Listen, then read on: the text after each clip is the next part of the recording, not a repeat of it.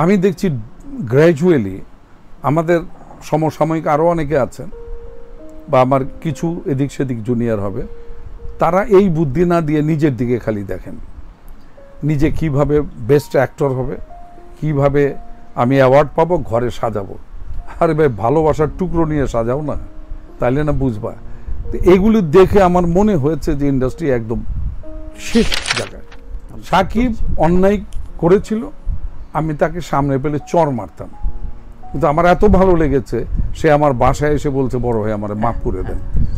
এই যে জিনিসটা, এর মতো উদারতা হয় ওর ভিতরে। আমি ওই দিন দেখেছি ওর ভিতরে শিল্পী মনা একটা হৃদয় আছে যেটা খেলে। আমার মনে হয়েছে সালমান শাহ, যেখানে রাজ্জাক সাহেবের মতো অভিনেতার স্ট্যাচু হয় না, সেখানে সালমানের স্ট্যাচু হয়।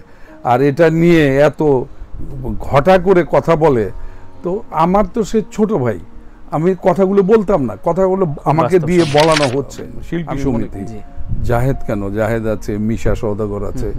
মিশা যেমন পারফরমেন্সের জায়গাটা একদম নিজে দাঁড় করিয়ে রেখেছে, তারপর আরো অনেকে আছেন। তো সেই জায়গায় তো আমি কথা বলি।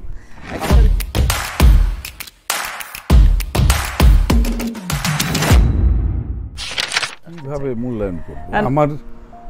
আমার যেটা মনে হয়, যেমন রাজ্জাক ভাই, আমি সোহেল রানা সাহেব, যে বা এই আমাদের যে পরিবেশটা ছিল, সম্পর্ক ছিল, ঝগড়াঝাটি ছিল, কম্পিটিশন ছিল, সব ছিল, কিন্তু যাদের নাম বললা তারা আমার মনে হয় না, তাদের আমি কিভাবে মূল্যায়ন করব আমি জানি না।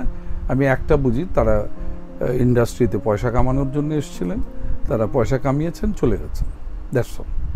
তারা পয়সার জন্য আসছেন না, ইন্ডাস্ট্রির কথা ভেবেছে বলে আমার মনে হয় না আর কি। আমার তো রাইট আছে ভাই আমার কথা বলে, অবশ্যই আমি আমার কথা বলবো, তাতে কি আছে, ভয়ের কি আছে? আমি যখন এসেছি তখন 600 থেকে 700 সিনেমা হল ছিল, সেটাকে আমি ডিস্ট্রিবিউটার অ্যাসোসিয়েশনের চেয়ারম্যান ছিলাম, ইলেক্টেড, সেটাকে 12 থেকে 1300 হলে নিয়ে গিয়েছি। আর এখন 200 হলও নেই, 50, 60, 70টা হবে। এই অবস্থার জন্য দায়ী কারা? ওরাই তো দায়ী। এটা ওই দিনও বলেছি যে 12 বছর তুমি চালিয়ে যাও, কেউ তোমার হাত ধরতে পারবে না। আমি যেটা বলি মিন করি। অবশ্যই সে আমার ছোট ভাই, এটার সাথে এটার কি তুলনা করবো কেন? আরে আশ্চর্য ব্যাপার। সে যদি কোনো বেয়াদবি করে, তারে আমি চর মারতে পারি, আর পরিবারের তাকে ধ্বংস করে দেওয়া, তার সাথে চিরকাল কথা বলবো না, এটা হয় নাকি? আমার মতো লোক এটা করতে পারে না। আমার কানে যায়, আমি বলি জাহেদকে আমি মানে ফিল্মের হিরো হিসেবে বুঝি কম। আমি মনে করি ও আমার ছোট ভাই।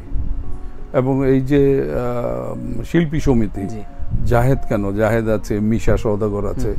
মিশা যেমন পারফরমেন্সের জায়গাটা একদম নিজে দাঁড় করিয়ে রেখেছে, তারপর আরো অনেকে আছেন। তো সেই জায়গায় তো আমি কথা বলি, আমাকে জিজ্ঞেস করলে বলি। আমি তো অভিনয় করি না এখন, কিন্তু আমি তো বুঝি রে ভাই। যেমন এই যে সালমানের কথা উঠছে, এই কথাটা যে উঠেছে আমার কাছে খুব হাস্যস্কর মনে হয়। এটা কিন্তু ব্যাপারটা হলো, আমি যা বলবো পুরোটা দিতে হবে, মানে অবশ্যই, মানে একদম বিগিনিং থেকে এন্ড পর্যন্ত। তোমার সম্বন্ধে আমি বললাম তুমি লোকটি ভালো না, কি কারণে ভালো না যদি তুমি প্রশ্ন করো আমাকে, কিন্তু আগে পিছিয়ে ব্যাখ্যা দিতে হবে। একটা অন্য ধরনের প্রসঙ্গ ছিল, সেই প্রসঙ্গ থেকে চট করে সালমান শাহর কথা বলছে। যখন বলেছে আমি বললাম যে কি বলছো, আমি ঠিক বুঝলাম না। সালমান শাহ তো বহু আগে গত হয়ে গেছে, ছেলেটা ভালো অভিনয় করতো, আদর টাদর করতাম, তো তবে খুব খামখেয়ালি করতো। কীরকম? আমাকে চুলটা কেটে শর্ট দিয়েছে, সেম সিকোয়েন্সে ওই দিন প্যাকআপ, 1 মাস পরে বা 2 মাস পরে আবার ওই শিডিউলটা পেয়েছে। দেখা গেছে ওর মাথার চুল বড় বড় এবং ঝুঁটি বেঁধেছে। এই কন্টিনিউটি নেই। যার কন্টিনিউটি থাকে না তাকে আমি অভিনেতাই বলি না। এইসব পেঁচাল পেড়ে লাভ আছে? আপনি আপনার জায়গায় অবশ্যই আপনি না, আমি দেখেছি ওই ইউটিউবে কে কি বলছে, হ্যাঁ ফারুক সাহেব আপনি অমুক করেছেন। আমার তার কাছে প্রশ্ন আছে, দাদা ভাই আপনি বোঝেন অভিনয়? আপনি জানেন পপুলারিটি কাকে বলে? মানুষ যে ভালোবাসে, আপনার ভালোবাসা কতদূর, দূরত্বটা জানেন, তারপরে কথা বলেন। আর কি কথা আমি বলেছি সেটাকে আপনাকে বলতে হবে, কোন প্রেক্ষিতে বলেছি। এটা টোটাল জায়গাটা দিয়ে বলেন, আপনারও রাইট আছে কথা বলার। আপনি অবশ্যই, আমার মনে হয়েছে সালমান শাহর যেখানে রাজ্জাক সাহেবের মতো অভিনেতার স্ট্যাচু হয় না, সেখানে সালমানের স্ট্যাচু হয়, আর এটা নিয়ে এত ঘটা করে কথা বলে। তো আমার তো সে ছোট ভাই, আমি কথাগুলো বলতাম না, কথাগুলো আমাকে দিয়ে বলানো হচ্ছে আমি মনে করি। এর জন্য আমি কোনো কথা বলতেই চাই না। আমি সাকিব সম্বন্ধে বলতে পারি, সাকিব অন্যায় করেছিল, আমি তাকে সামনে পেলে চর মারতাম, কিন্তু আমার এত ভালো লেগেছে সে আমার বাসায় এসে বলছে বড় হয়ে আমার মাফ করে দেন। এই যে জিনিসটা, এর মতো উদারতা হয় ওর ভিতরে। আমি ওই দিন দেখেছি ওর ভিতরে শিল্পী মনা একটা হৃদয় আছে যেটা খেলে। যেমন জাহেদের সাথে তাদের কিন্তু মিল হয় না, কিন্তু আমার কথা হলো না হোক, আমার চেষ্টা থাকবে মিল যাতে হয়ে যায়। আমার দিকে চেয়ে থাকে না, এখন ওরা আমার চেয়ে অনেক বড়। আমি বলি একটা না, বিনয় না ভাই, যদি তুমি নিজেকে মনে করো যে মিয়া ভাই কি, তাহলে তো আমার করার কিছু নেই। আমাকে দিয়ে কথা বলাও, আমাকে দিয়ে মন্ত্রীকে চ্যালেঞ্জ করাও, আমি চ্যালেঞ্জ করি, কারণ আমি জানি আমি মন্ত্রীকে বলে ফেলি যে ৭৫-এর পর যে ইতিহাস আমার পকেটে রাখা, বেশি কথা বললে টান দিয়ে দেখিয়ে দেব জনগণকে। কথাটা আমাকে দিয়ে বলিয়ে দিলা, কারণ ইতিহাসটা আমার পকেটে আছে, তোমাদের পকেটে নেই। সুতরাং তোমার ভাবতে হবে যে ফারুক সাহেব এই ইতিহাসটা যে বলতে পারে, সে আরো অনেক কিছু বলতে পারে, করতেও পারে। এত সোজা না দুনিয়াটা, এত খেলাঘর যদি কেউ মনে করে ভুল করবে। আমি সবাইকে আমার ভাই মনে করি, যেটা সত্যি কথা। আমি এই কথাটা ইয়ের বেলা, এই সাকিবের বেলা কেন বলেছি, আমাদের ফিল্ম ইন্ডাস্ট্রিটা একদম বসে যাচ্ছে। জাহেদকে বহুদিন আমি বলেছি অন্তত বছরে একটা ছবি তোমার নিজের করো, ওর কোনো দোষ নেই, ও হয় ভালো ডিরেক্টর পায় না, গল্প পায় না, এর জন্য করতে পারে না। আমি দেখছি গ্র্যাজুয়ালি আমাদের সমসাময়িক আরও অনেকে আছেন, বা আমার কিছু এদিক সেদিক জুনিয়র হবে, তারা এই বুদ্ধি না দিয়ে নিজের দিকে খালি দেখেন, নিজে কিভাবে বেস্ট অ্যাক্টর হবে, কিভাবে আমি অ্যাওয়ার্ড পাবো, ঘরে সাজাবো। আরে ভাই, ভালোবাসার টুকরো নিয়ে সাজাও না, তাইলে না বুঝবা। তো এগুলি দেখে আমার মনে হয়েছে যে ইন্ডাস্ট্রি একদম শেষ জায়গায়। এই ছেলেটি মোটামুটি অডিয়েন্স তাকে পছন্দ করে, ওর ছবি চলে। এখন ওর ছবি চলে, এক সময় আমার ছবি চলতো, রাজ্জাক ভাইয়ের ছবি চলতো, হলে দেওয়া মানে সুপারহিট। এখন ওর ছবি চলে, যেটুকুনি চলুক ওর ছবি চলে, ওর জন্য ছবি হচ্ছে।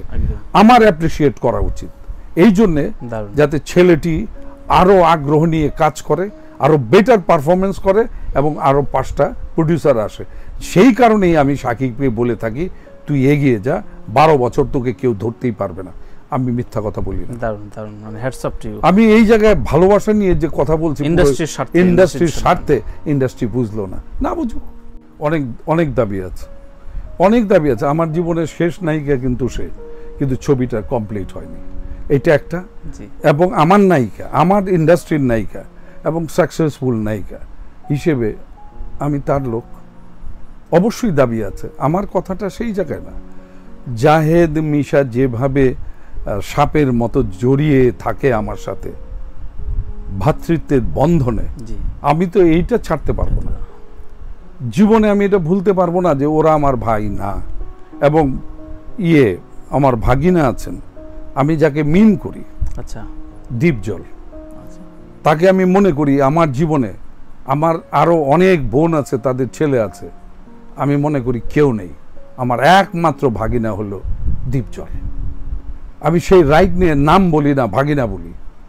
এই যে গ্রুপটাকে আমি চাবো যে এরা থাকলে, আমি যেটা বুঝেছি যে থাকলে হয়তো একটা বেটার কিছু হবে। দীপজল কিন্তু এর মধ্যে ছবিও করেছে একটা, আর করবে। এই যে জিনিসগুলো যে মানুষকে মানে আগ্রহ যাতে তৈরি হয়, এবং তারা যেন চিন্তা করে যে না, ইন্ডাস্ট্রির জন্য কিছু করা দরকার। অনেকগুলো পয়েন্ট আছে ভাই, আমার সাথে কথা বলে লাভ নেই। আমি আমার জন্য করি না, বারবার কথাটি বলি। অনেকে নিজের জন্য অ্যাওয়ার্ড নেয়, আমি নেই না ভাই, আমি নেই না। আমার নিজের জন্য অ্যাওয়ার্ড দরকার নেই। কারণ হলো 75 থেকে অ্যাওয়ার্ড আমার বন্ধ হয়ে গেছে। 19 বার আমাকে অ্যাওয়ার্ড দেওয়া হয়নি, তখন তো কাউকে কথা বলতে শুনিনি। তারা তো অনেকে আছেন, এখনো আছেন। এখন ওই সময় জিয়াউর রহমানের আমলে জিয়া সাহেবের গভর্নমেন্টের অ্যাওয়ার্ড তারাই দিতেন, এরশাদ সাহেবের আমলে তারাই দিতেন। এখন আওয়ামী লীগ এসছে, এখন আওয়ামী লীগের হয়ে গেছেন, তারা দেন। তাতে কি হয়েছে? ঠকিনি আমি জিতেছি, কারণ আমি বঙ্গবন্ধুর কথা বলি, আর সেই জন্যেই আমাকে অ্যাওয়ার্ড দেওয়া হয়নি। ওয়ান্ডারফুল।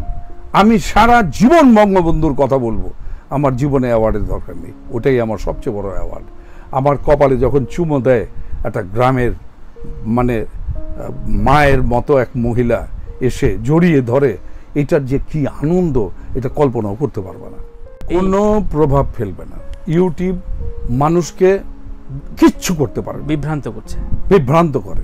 আমি যদি ঠিক থাকি, 1000 বার বলো না, আমি তো চ্যালেঞ্জ করে বলি আমার সম্বন্ধে কি লিখবি না, আপনার প্রসঙ্গ না, আপনার আমি প্রসঙ্গের বাইরে, ওইটাই বলি যে এই জি। যে সালমান শাহর শাবনূরকে নিয়ে আত্মহত্যা, এই সমস্ত জায়গায় আমি কথা বলতে চাই না, কারণ এটা একটা আমার কাছে মনে হয়েছে যে এটা অহেতুক একটা জিনিসকে নিয়ে ঘাটাঘাটি করা। এটা কোনো ভালোও বলবো না, খারাপও বলবো না, এমনিতেই এক কথায় বলছে। এই মাথাটা খারাপ করে ফেলছে আমার। ভাই আপনার সম্বন্ধে এটা বলছে, আমাকে বলতে দে না। ভাই আপনার সম্বন্ধে অমুকটা বলতেছে, আমি বলে না কেন, আরো বলতে বলো, বেশি করে বলতে বলো, বলতে থাক।